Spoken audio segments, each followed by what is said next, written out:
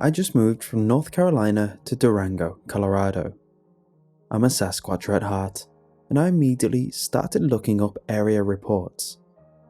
In doing so, I found somewhere nearby San Juan and decided to drive out. Nothing strange. During my work week, I researched reports for the entire Four Corners and inevitably stumbled upon Skinwalker stories. I spent a solid day listening to and reading stories, then got back to Sasquatch. The next place I decided to scout took me to the edge of the Navajo Res, though I didn't intend to enter. I just misjudged my distance in hiking. It was nice out. Once I did figure out where I was, I turned around immediately, since I was unsure of the permit requirements on the res. Hiking out, the dog stopped and tried pulling sideways. I led her over to the grass, and she pulled out a bone. It was skinny and small, didn't look human at all. I didn't think much of it and let her keep it. I think that's where I messed up. 3 mornings later, I'm in bed as I get awakened by rustling. I thought it was the dog, but she was not in the room. It was coming from outside my cracked window. I got up and crept over, expecting a raccoon or possum. Under my window, close enough to reach out and touch, was a mule deer with an impressive rack. I went to grab my camera, and when I got back to the window, it was gone. I never heard it move away. Odd, but I thought nothing of it. The next morning, the same. This time, I decided to be ready to catch a picture for my dad, since we hunt. I got my camera ready and eased the curtain open just a touch. He was in the yard about 7 yards away and facing away from the house at a slant. Magnificent. I had no sooner seen him than he turned to face me, head first. But then his hind end appeared to teleport around. He never moved his legs. It's like he was just in one position and immediately in a different one. I slammed my window shut and left the room. Then, in the hallway, I stopped myself and turned around. It was gone when I got back. I couldn't pinpoint what had scared me so badly. Even with Sasquatch, I'm skeptical of every twig crack, whoop or knock. I attributed the odd movement to it being so early and assumed the streetlight flickered or something. I wrote off my fear as having observed a charging-like posture. Since that morning, 3 days ago, I've been feeling disconnected from my dog. I keep having strange daytime nightmare scenarios of her just attacking me out of nowhere. I didn't even want her sleeping in my room last night. This is saying something, because I love my dog unconditionally, and I know she'd never do that.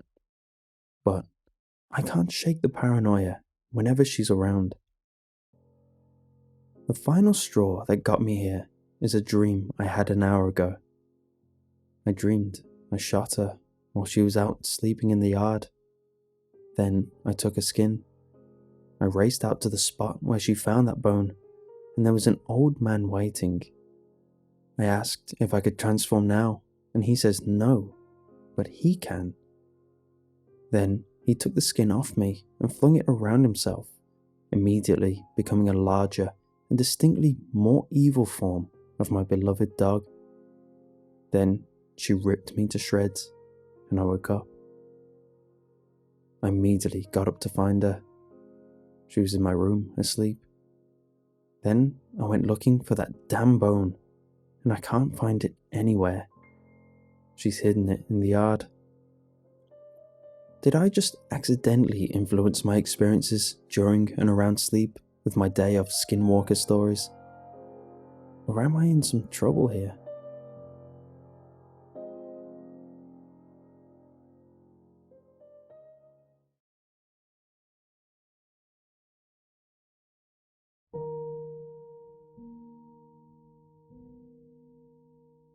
My family moved to rural Pennsylvania when I was 4. I was immediately entranced with living in the country, with several acres of woods behind us, and the house seemed huge to me at the time. However, as a kid, I was always sensitive to spirits and energy, and there were definitely some creepy things going on in the house, so my parents noticed that I stayed with our dog, Bambi, a lot. He was a small sheepdog, my adventure buddy when we went walking in the woods. In case you're questioning my parents, they trusted me, as young as age 7, to walk around alone as long as I was with my dog, as he was very, very protective of me. My dad would give me his cell phone to carry with me in case I needed help. Up until I was about 15, I spent a lot of time alone by choice. After school, I'd be home by 3:20 in grade school. I'd eat lunch and immediately take Bambi out into the woods, and we'd explore the surrounding forests and fields and meadows and ponds together. He was always right by my side, and he seemed really attuned to spiritual stuff too. Example, if I felt something was in the house, he'd bark at it or whine, or I'd watch him follow it around. Usually, he'd pick up on the presence of something at the same time that I would. Anyway, from my backyard to the left, there is a small strip of trees, and in the fall and winter, when the branches are bare, you can see the field next door, which is about 300 yards from my house itself. There is a big plane shed up there, and a kind of runway where my neighbour would fly his biplanes off of. What's kind of important to the story is that I have no neighbours for a mile in every direction.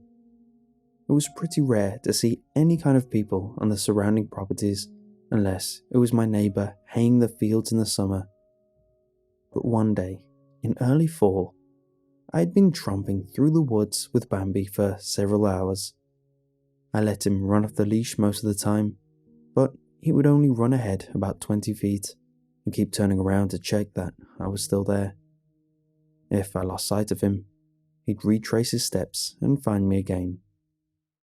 That day, I got caught up in whittling something, so Bambi ran off for a little bit, and I suddenly realized I was alone. Suddenly, there was a lot of crashing deeper in the woods, and I heard Bambi's alarm bark, and a lot of yelping, and then some screeching.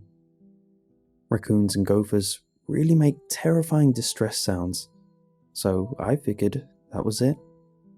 So I called Bambi, and he popped out of some bush, covered in pickers, and since I was spooked, I ran right home with him.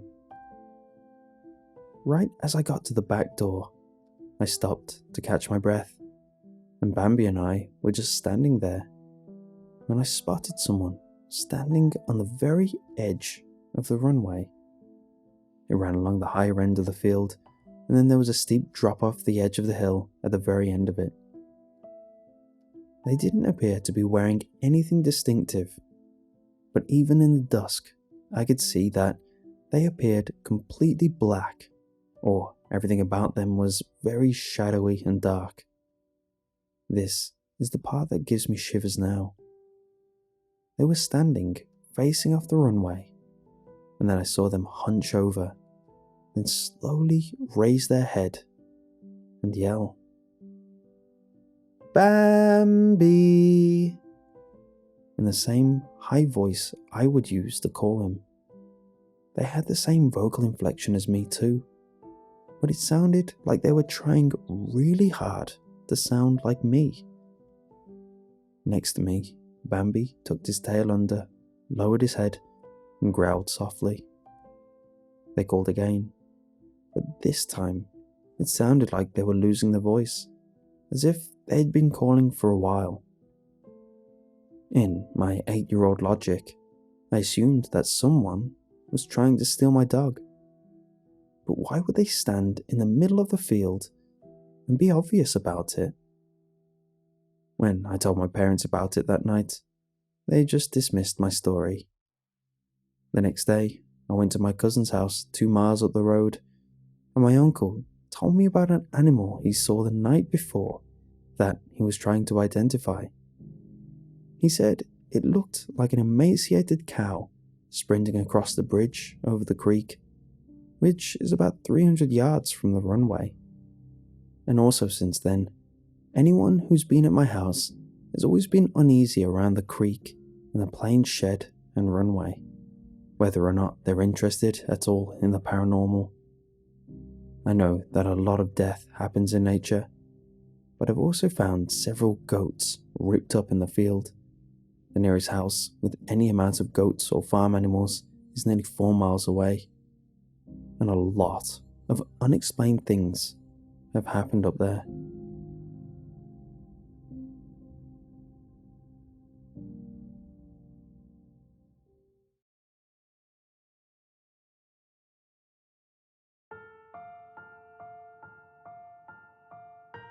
My family and I spent close to a decade on the Navajo reservation in northern Arizona. Perhaps that is where my love of the paranormal began. There is some kind of tangible magic amongst a group of people connected to the earth in a way I feel the majority of white folk have forgotten. Spending my formative years amongst the Navajo, Hopi, and Apache, I found a respect for the older ways, for the importance of legend in our everyday lives, and why having a clan and tribe meant something I, as a white child, could appreciate, but never truly understand. The story I tell you is not out of desire to get a reaction, but to share a beautiful experience and perhaps provoke a respect for what we so casually label as monsters. I grew up in an incredibly abusive home. My mother was a wreck. My guardian grandmother worked for the tribal school system, and when she was actually home, which was rare, she was either berating us or beating us to the point of blisters, bruises, and welts. Life within our home was rough. As a result, we 7 children didn't spend much time at home. The others got into trouble, provoking gangs, experimenting with drugs, or throwing themselves into sports to get away as much as possible. I didn't do any of these things. I made friends with every child I met. Their families welcomed me in. I wandered from home to home until dark. Some of the elderly people of the tiny town seemed to take me in, telling me stories and teaching me the language, which was still somewhat common in those days. Some parents snuck me into council meetings, and though I was very young, 4 years old, I distinctly remember the council members smiling as they told the parents they couldn't have me there for fear of angering the others, and the other children taking me down to a creek nearby to play. My time on the reservation is still a fond memory for me. I was taken care of and loved there. I was different, and they could easily have alienated me for it. They did the opposite. All of us were poor. The town was dilapidated and had few of the comforts Americans usually enjoy. And yet it had everything I wanted as a young child. Adventure in the wilderness I explored often, good people, excellent friends, and stories that set my imagination running. For many years, I thought I had never seen or experienced a Skinwalker. Now I realize I have. Only it didn't frighten me as it did my brothers. It watched me. My brothers spoke of being threatened by peers with skinwalkers just waiting for the reason to chase us off their land. One of my brothers came home late one night to find a coyote on its hind legs staring into our kitchen, its paw on the doorknob. He was crying when he told the story, shaking with fear. I'd seen plenty of coyotes, but I'd never been scared of them. I didn't understand why it was cause for concern. I was far more frightened of the pack of stray dogs that ran around the town. They'd attack if you ran, and sometimes they'd follow you all the way home, growling. To this day, I can't see a blue healer without wanting to run. I do remember attending a fair coming through the town on a school field trip. My teacher, who I loved, made me hold her hand for some reason she couldn't explain. I remember her talking to the aide about getting the children onto the bus before we were seen. A man, painted grey and black, came to the bus and started looking into the windows. My kindergarten teacher shoved me down under the seat, holding my head so that I couldn't get up or peek.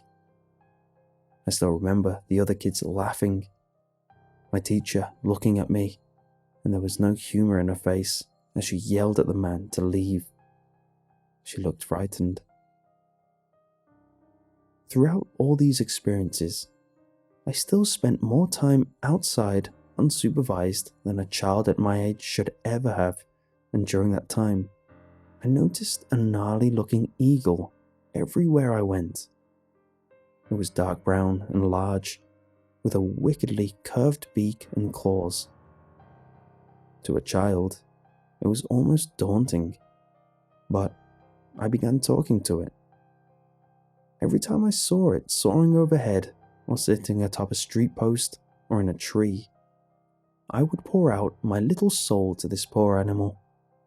I told it everything, my fears, what was happening at home, my school lessons, new Navajo words I'd learned, and things I found funny. Once or twice, I could have sworn I heard laughing in my head, echoing as if it came from somewhere far off. It cocked its head at me a few times, making me feel like maybe it understood. I still see it occasionally, and I smile and wave every time I do. I believe maybe I am seeing a skinwalker, but it wasn't the bloodthirsty monster people described.